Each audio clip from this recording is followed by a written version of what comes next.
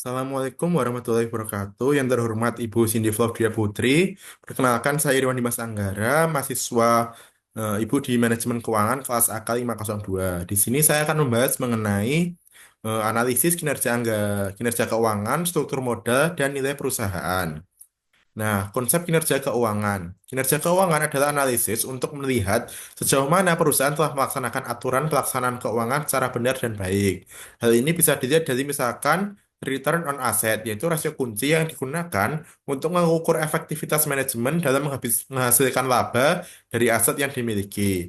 Untuk rumusnya sendiri yaitu laba bersih setelah pajak dibagi total aset dikali 100%. Intinya return on asset itu menghitung berapa sih laba bersih atau persentase laba bersih dari jumlah aset yang dimiliki. Seperti itu. Kemudian yang kedua yaitu analisis leverage, penggunaan hutang. Apakah hutang yang dilakukan itu berdampak positif terhadap laba atau berdampak negatif seperti itu. Berapa persentase perbandingannya itu berapa gitu.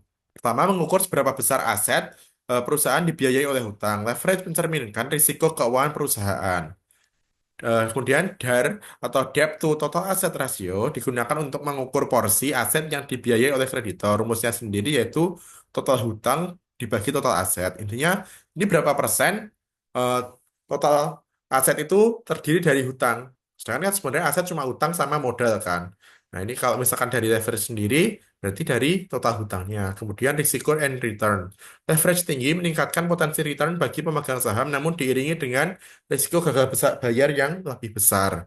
Karena semakin tinggi hutang, otomatis kan modalnya itu aset perusahaan itu lebih banyak. Sehingga ketika aset lebih banyak, perusahaan itu punya apa ya?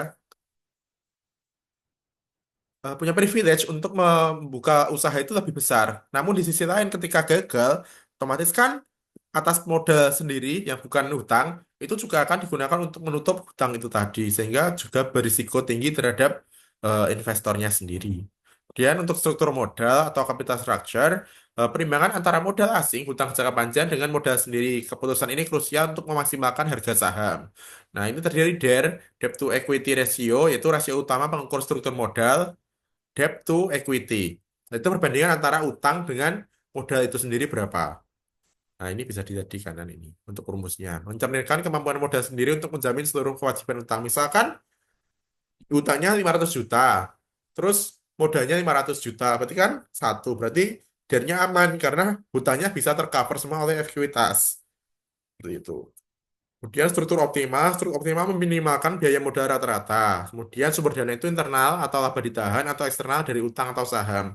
Karena misalkan setiap perusahaan setiap tahun ada laba, itu kan nggak semuanya langsung dibagi ke dividen, bisa aja ditahan labanya. Kemudian kalau eksternal itu dari utang atau menerbitkan saham. Jadi menambah modal. Nah, kemudian pengaruh ukuran perusahaan, skala dan kapabilitas. Ukuran perusahaan dihitung atau diukur dengan logaritma natural atau LN dari total aset. Perusahaan besar cenderung memiliki akses dana yang lebih mudah ke pasar modal karena ketika perusahaan itu besar, otomatis kan masyarakat sudah tahu ya. Jadi ketika di pasar modal itu menarik untuk masyarakat bergabung atau memberikan modal ke perusahaan itu. Kemudian ketahanan lebih kuat terhadap gejolak bisnis. Kalau modalnya besar, ketika terjadi misalkan COVID kemarin, perusahaan-perusahaan besar itu cenderung lebih bisa bertahan karena anggarannya lebih besar kan, bisa meminimalisasi risiko yang ada. Kemudian perhatian lebih besar dari masyarakat dan investor. Contohnya misalkan perusahaan sudah IPO, sudah lama, kemudian terkenal, itu otomatis masyarakat tuh akan melihat lebih lebih apa ya terfokus ke perusahaan itu daripada perusahaan-perusahaan yang kurang terkenal atau yang eh, kecil. Kemudian ada teori sinyal dan teori keakinan di sini. Nah, sinyaling teori itu manajemen memberikan petunjuk atau sinyal melalui laporan keuangan eh, untuk menunjukkan prospek masa depan pada investor, mengurangi information asimetri. Sebenarnya asimetri itu perbedaan informasi antara investor dan kreditor atau dari perusahaan itu sendiri. Sehingga ketika ada sinyal teori itu informasi itu kan sama itu ya informasi asimetris itu jadi lebih simetris atau sama diketahui sama-sama tahu. Kemudian untuk agensi teori membahas konflik kepentingan antara pemilik atau prinsipal dengan manajemen atau agent. Struktur kepemilikan yang tepat diperlukan untuk menyelaraskan tujuan kepada kedua pihak. Nah, kemudian trade-off teori atau titik keseimbangan dari tadi itu keseimbangan suatu modal. Teori ini menyatakan bahwa perusahaan menyeimbangkan manfaat pajak dari hutang atau tax deductibility of interest dengan biaya kebangkrutan dan biaya keagenan. Penggunaan utang akan meningkatkan nilai perusahaan hingga mencapai titik tertentu. Setelah itu, penambahan hutang justru akan menurunkan nilai karena risiko finansial. Jadi, perusahaan itu juga harus cerdas dalam memanage keuangannya.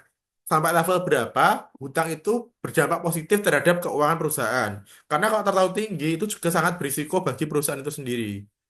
Nah, contohnya untuk tata kelola perusahaan yang baik, good ke perusahaan, indikatornya itu ada beberapa. Misalkan komisaris independen. Nah, perannya itu fungsi pengawasan terhadap manajemen direksi. Hal ini itu terhadap kinerja berpotensi memberikan signifikansi yang positif. Kemudian kepemilikan manajerial menyelaraskan kepentingan manajer dengan pemegang saham itu juga positif.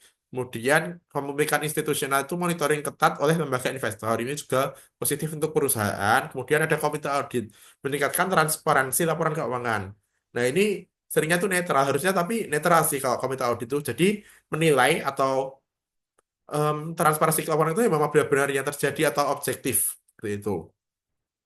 Nah, ini kalau dari beberapa sumber saya ngambil dari jurnal itu hasil penelitian leverage itu di sektor penambangan berpengaruh negatif terhadap kinerja keuangan selama pandemi COVID karena ketika berhasil dapat uang daya beli masyarakat kan turun ya. Kemudian sehingga ketika turun otomatis harga jual dan penjualan total dari perusahaan tambang itu juga akan turun. Kemudian semakin tinggi beban utang di tengah ketidakpastian ekonomi, kinerja perusahaan cenderung menurun karena beban bunga yang berat. Tentu kan, bebannya kan tetap, tapi di sisi lain penjualannya turun, otomatis labanya juga turun sehingga terlalu berat untuk menanggung cicilan dan bunganya. Kemudian untuk sektor minyak dan gas di tahun 2015 sampai 2020, struktur modal dan leverage itu berdampak signifikan pada return on asset. GCG itu komisaris independen dan kepemilikan saham manajer meningkatkan nilai profit. Di sisi lain, risikonya sektor ini sangat dipengaruhi oleh fluktuasi harga komoditas global karena minyak itu kan penetapan harganya komoditas, harga komoditas secara global. Jadi tidak bisa ditentukan oleh salah satu penjual saja. Nah, contoh lain itu di bidang asuransi. Untuk profitabilitas itu dari struktur modal leverage itu negatif signifikan, kemudian likuiditasnya itu meningkat, suku bunganya juga positif, untuk pajaknya tidak berpengaruh. Nah, untuk nilai perusahaan dan profitabilitas itu ada beberapa eh, predikator, prediktor keberhasilan atau hal-hal yang mempengaruhi keberhasilan dari tingginya nilai perusahaan dan profitabilitas. Yang pertama itu DER atau debt equity ratio, kemudian profitabilitas yang kuat, serta kinerja keuangan yang stabil. Kombinasi faktor ini menarik investor dan meningkatkan harga pasar saham atau earning per share. Jadi ketika DER-nya bagus, kemudian profitabilitasnya kuat, kemudian kinerja keuangannya juga baik, return on equity-nya bagus, otomatis secara apa ya, total perusahaan itu mempunyai nilai yang sangat bagus sehingga menarik dari investor di pasar saham atau mungkin dari investor yang lain itu akan lebih tertarik ke perusahaan itu sendiri daripada perusahaan yang memiliki misalkan struktur modalnya itu buruk, kemudian profitabilitasnya juga kecil, kinerja keuangannya itu naik turun, tidak stabil, itu otomatis investor itu juga cenderung ragu untuk berinvestasi di perusahaan itu. Demikian yang bisa saya sampaikan. Ini daftar pustaka dari Google Scholar yang saya ambil untuk penulisan ini. Mungkin cukup sekian. Terima kasih atas perhatiannya. Wassalamualaikum warahmatullahi wabarakatuh.